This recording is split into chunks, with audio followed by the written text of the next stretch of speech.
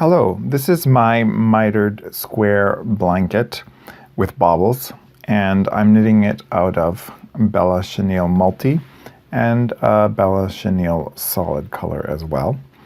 So I'd like to show you how to work the centered double decrease, which creates these nice lines of V-stitches up the middle of the mitered squares. So I'm going to knit to the middle of that square.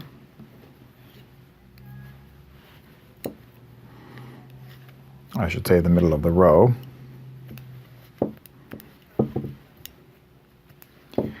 And here I am, one stitch before that center stitch. So I'm going to pretend I'm knitting two stitches together through the front legs and slide it off, basically slipping the two of them together as if I was going to knit two together. Then I'm going to knit the third stitch, and then I'm going to pass the two stitches over. You can do it in one movement or each one at a time. And then just play around. The chenille stitch, the chenille yarn doesn't have any elasticity, so you kind of have to play around with things so that you can get the stitches to lie how you want them. And then I'll just finish that row out.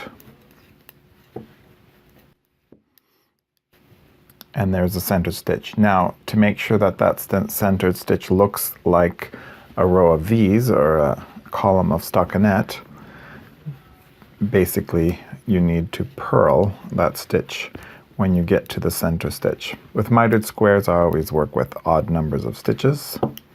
So it's always easy to flip over and find that center stitch. So I'm going to purl it and knit the rest of the way.